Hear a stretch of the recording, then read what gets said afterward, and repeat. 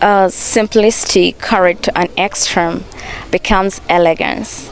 Today we are in Tasso village, just here at Guma Joshua Furniture. As you can see, he deals in all sizes and all types of furniture, and that is where we are. He is the man that is making our houses beautiful, that makes our houses tell a story with beautiful furniture. And we are live on AET TV that is empowering you on the youth feedback, and some of the pieces just here show that he is doing some exquisite work, because this is extremely beautiful. This is part of what he does just right here in Tasso village, and he is in his workshop. I think we can go straight to his workshop.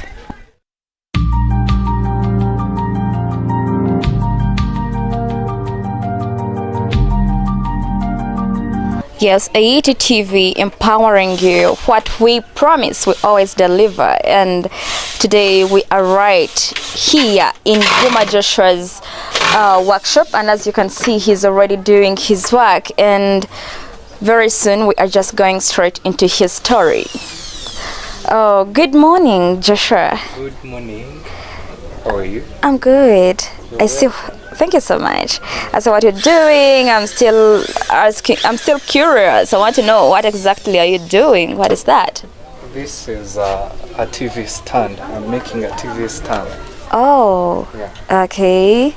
So it is part of this furniture work that you do. Yeah. Yeah, that is so interesting. And oh yes, he is just making a TV stand, and hopefully I'm going home with it, because yeah, I just love this, because I believe that when you want to know how creative someone is and to know their story, you start from the furniture they have in their house, because it tells it all. And that means, Joshua, I am going with it. Okay. Sure. Yeah, all right. I'm going to have it done and give it to you. Go with it.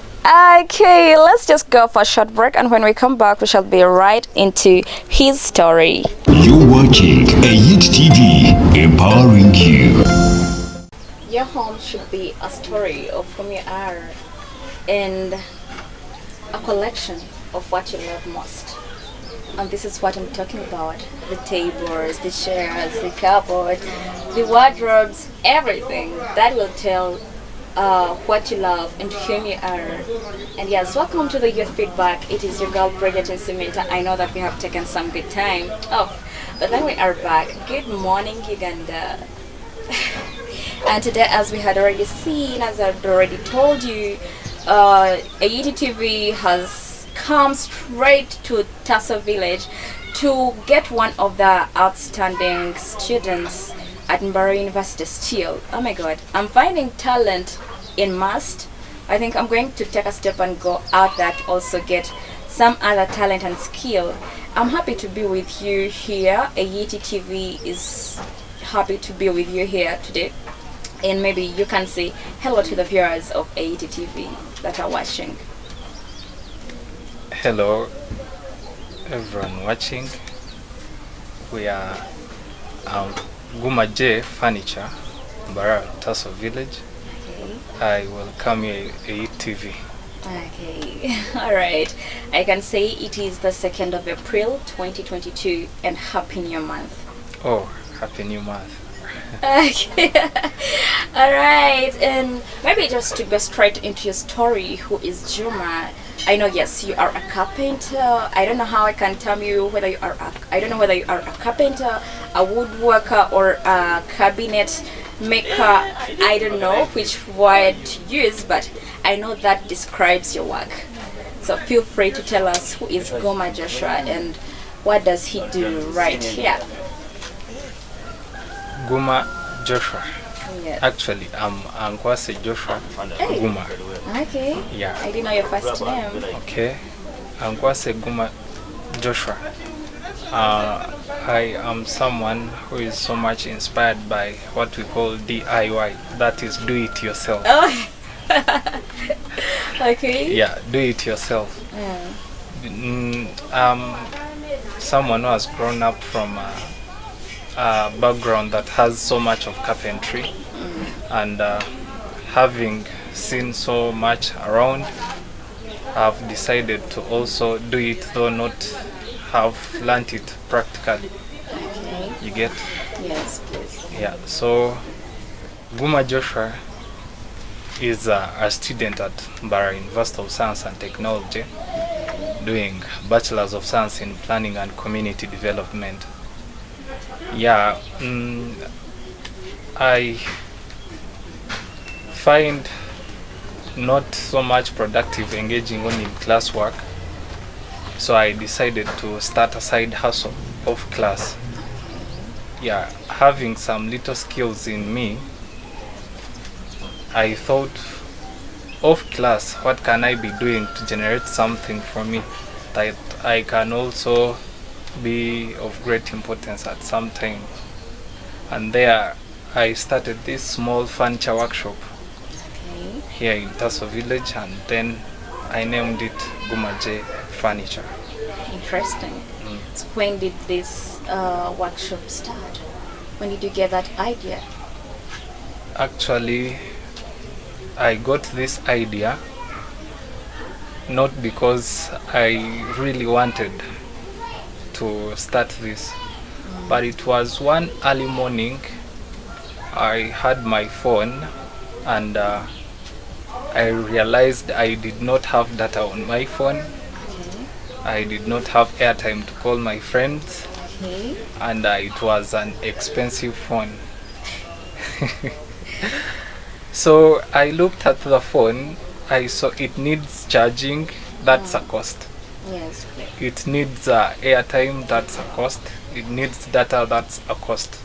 And also even taking care of it, smartphones, you have to handle it in a very delicate way.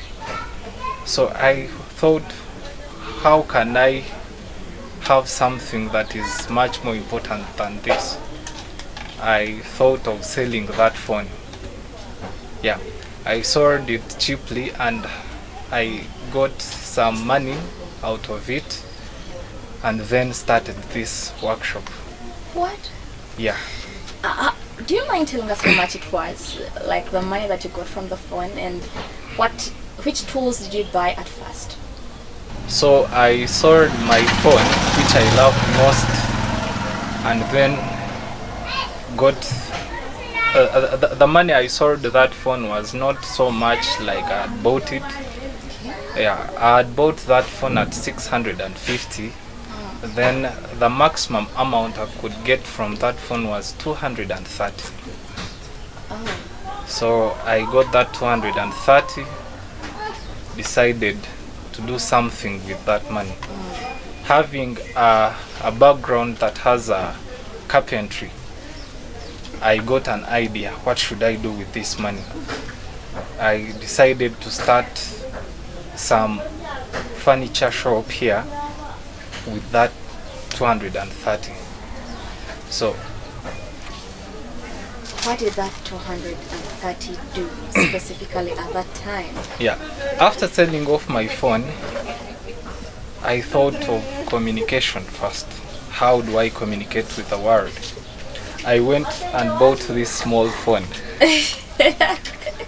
The way it is the same way I bought it, just like this, no behind cover, just it like second this. hand? No, I bought it first hand, but this time I was looking for something cheaper. The man who sold it to me gave it to me at only 18,000. Okay. So I was okay with it as long as I can call my people and tell them this and this. They call me, we communicate. I was all okay with that. Later, I thought of what are the main small tools that I can have in a workshop. Yeah. I got some money, went to town, bought some tools. This is the first tool in the workshop. How much did you buy that? This is a tape measure. I bought it only 3,000. Okay. 3,000. Okay. Yeah. It's then later I added on some tools like the hand saw, the bow saw. I don't know if you know those tools, the hand saw and the bow I saw. think he will show them to us. Okay. Before we wind up this. Those small simple tools that you can use to make some joinery work. What of rent? Rent. Here. Rent. I was left with some little money, and also my parents. I didn't tell my parents actually about my project. Whatever little upkeep they could give me, I would bring it directly. Even if I eat chikomando a full day, I was okay with that. No supper, no what, but chikomando, one chapati, yeah. But at least I saved something for the workshop. Okay. Yeah. So I looked around here. I was like, where can I have some structure where I can have an address? You get? So from there I landed on a friend who gave me this place that I should set up a structure, simple structure, and then do my business from here, because he saw my idea and supported it. Yeah, for the first 2 months he exempted me from paying rent. Yeah, and later as time came and I was accumulating some little profits, that's when I started paying him. Which year was that? Which Yeah, was it? that was actually it is last year in March. Oh. So you've been here for 1 year? Yeah, 1 year. Okay. I started this workshop around 8th of March. Yeah, that's when I set up all this, slowly by slowly, accumulating one by one. So shall be celebrating you on Women's Day. Okay, sorry about that, but then so like that I kept so silent about it from my parents. When I got more upkeep and I kept on making some little stuff for the students like tables, I personally did not study making a table, but having seen how workers at my father's workshop used to do it, I learned that skill. I had wanted to ask you whether it is talent, whether you got it from home, training from your parents, or whether it was passion that forced you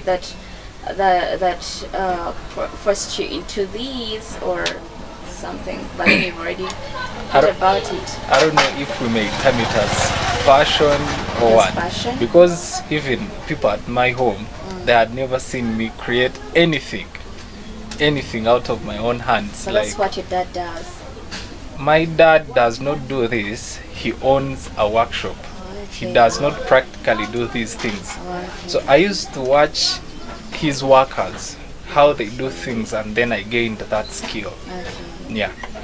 So I found it somehow a little bit hard for me sitting here all the time, spending here all the time, making students, my fellow students, property. So I decided to hire a worker. Okay. Yeah. I got one friend who used to keep here as I'm in class, and then when I'm off class, that's when I join him to work with him. Okay. Yeah. That was interesting. So which kind of furniture do you do specifically? What do you deal in? Apart from the TV stand that I had already seen that I'm going with after here. Okay. So, yeah, so which other tools do you do? Which other furniture do you do? To me, I have a dream. Okay. Ever since I started this workshop, I got a dream that I would want to achieve. Being the biggest furniture producer in my country. Wow, that is interesting. Yeah, it Good sounds luck. funny, but it's one of my biggest No, dreams. it's good to have a dream. True, and I believe I'm going to achieve it since I did not start like this, and every day I'm seeing I'm growing. It means I will achieve it. You will. The kind of furniture that I produce, I do every kind of furniture. All. Wow. Let it be kitchen cabinets, sofas, beds, everything. I make it. I'm soon planning of. I'm planning of setting up also a welding metal fabrication, so that when someone comes, they need a wooden part that, let's say, some kind of furniture that has some wood and metal. I'm able to do it all at once from the same place. Yeah. Wow. That's so good. Who are your ideal customers here? Is it only the people in Tasor, or even people from out there? They make order and you deliver? I don't know. My customers mainly, they are my fellow students, because they are my biggest group, you get. And starting this year, I was mainly targeting customers. So this place is full of students being closer to the university. So those are my biggest group of customers. Yeah, making them chairs, reading tables, and even the beds. So that is the biggest group that I have. But also the surrounding community, I serve it also, like the people here. I do repairs for them. If they have their property that is broken, they bring it here and we work on it. Yeah. Maybe you can also show us the tools that you use to do this beautiful work, and maybe just want to know them, which tools and what do they do. As we proceed with the show, maybe you can start from here. You start telling us about the tools. And, yeah. Okay. Some of these tools, these are clamps. They help me, like if I'm working alone and I see where most applicable I need someone to help me to hold on something. These are the small things that help me work on. Yeah. Okay. Hold an item without any other person helping me. Okay. Yeah. For example, if I want to cut like this board, I just get that, clamp it here, and then split that board. You get? These are some of the electrical tools. For example, this is a drill, electric drill. Okay. For driving nails into wood. This is called an electric circular saw. Yeah, it helps me to, some time back we used to cut wood using our own hands, using simple tools like a handsaw. You find you have to split this whole wood, and you're taking over 30 minutes splitting that. But now with this, I can easily cut through this board within 1 minute. Not even 1 minute is too much. Sure. Yeah, within seconds. I will have cut it already. Okay. Yeah. So I have, this is also called a circular saw. Yeah. It helps me to split some timber. Okay. Yeah, instead of going to town to pay extra money, you have to involve in transport, going there, coming back. These are some of the tools that help me to work on some little projects that I be working on here. Okay. Yeah. And then that interesting machine. Mm, that is called an air compressor. Okay. Yeah, I use that one when I am hand painting is good and it is cheap, but machine painting is better. Okay. Yeah, to have some a nice blend of color. You get contrast of color on a piece of, let's say I'm painting a bed. I use a machine because it is faster and its work looks far better than hand painting. So I use that machine, the air compressor, and then paint my products. Okay. Yeah. Maybe to take us for your experience from the time you started this and where you are now, what you've gone through, the challenges, and maybe also anything that you've gone through from the start up to now. Your experience in this job. Experience. Yes. You know, one of the challenges that I see, people think that carpenters, we are the worst people. Yeah, they think we are the worst group of people to deal with. Carpenters, tailors, those people who usually do handwork. Yes. Yeah, they think we are the worst group of people. And this mainly comes in where we fail to balance our time. You get? So, you know, sometimes you find your week personally. Sometimes you're not able to tell what is coming out in throughout the day. Let's say like the weather. Yeah, those are the things that make us not be time punctual. Yeah, someone comes here, places an order, says I need this bed. You agree on the price, they give you a deposit, and then they go.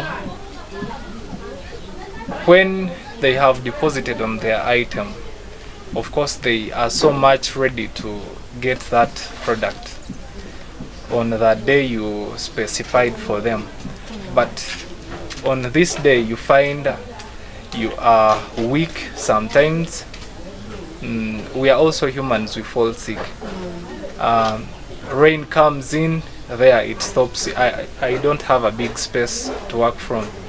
I usually work from outside. So when rain comes in, I am done. You get? So I stop from there until it is over. So when a customer comes later to pick their item, they find when we have not yet finished. So sometimes there it becomes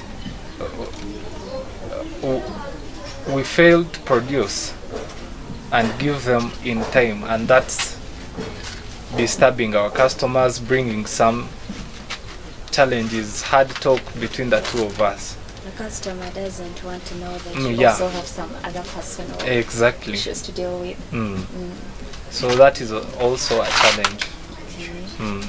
And then some other challenges are power outages. Yeah? You find power is gone. Now currently I depend so much on power, so that I can be faster on people's work. You find power is gone like for the whole day. Usually most of the weekends there is no power. Power is gone. I am there seated. Most of the tools that I'm working with, they depend on power. That also delays my output. Okay. Then what have been the benefits? What have you benefited from this project for all the time that you've been here? There is so much that I've benefited from this business. Okay. First of all, I've generated friends. Wow, network. Many friends. Yes. Yeah. Every day I get a new person who comes to place an order, and then we become friends. Wow. And on top of that, it is generating something for me. Okay. I'm someone who doesn't want to so much depend on my parents because they have done their part paying my tuition, raising me from my childhood.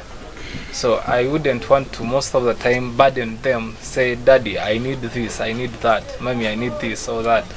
Yeah. However, at some point, I find when I'm not stable financially, and then I would want to call on to them and ask them, here, I feel I'm weak in my pockets, so can you help me? Can you supplement me? Yeah. Because you don't have to take them off their responsibilities. At the end of the day, you are still a student and you still need them. I'm still a student, but I also have this mentality. Oh my god. Yeah, someone who has clocked 18, Okay. that is a big man. Okay. Yeah, so I look at it like, why should I bother my father if I'm already 18? You get? Yes, I get. Yeah, let me start my own, work for my own, and then if he needs to supplement me somewhere, it will also come in. Okay. Yeah. Do it yourself is Yeah. something that I have learned from Goma Joshua today. And as we discussed, I've gotten to know whom he really is. And I see that everything that he does it himself. Not even burdening his parents for money, for necessities. Yeah. Let's just go for a short break, and when we come back, we shall proceed with his story. You're watching AIT TV, empowering you. And welcome back from that short commercial break, still on AIT TV, empowering you. And it is Bridget and Samantha on your feedback with our guest Goma Joshua today. So, what has been the favorite part of your business?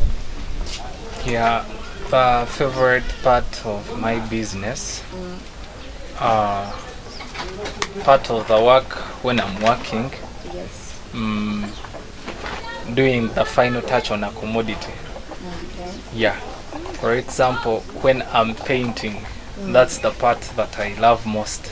I really enjoy it. Yeah, so much. Okay. Yeah, when I am, let's say this reading table, when I am doing the painting, one way I feel like this is exactly what the customer needs. That's after applying the final touch, painting. How does it look? You get? Is it exactly what the customer said they need? Yeah, that is the most interesting part that I love while doing my business. Okay. Did you say that you have some other challenges that you hadn't mentioned? Any other challenges that hinder you from getting your goals sometimes? Yeah, some of those, Yes. you know, in everything that we do, there are so many challenges that we face. With this project, I've lost some of my friends, Okay. like getting detached from me. There is some person, special person, that inspired me to name this business as Gumaje.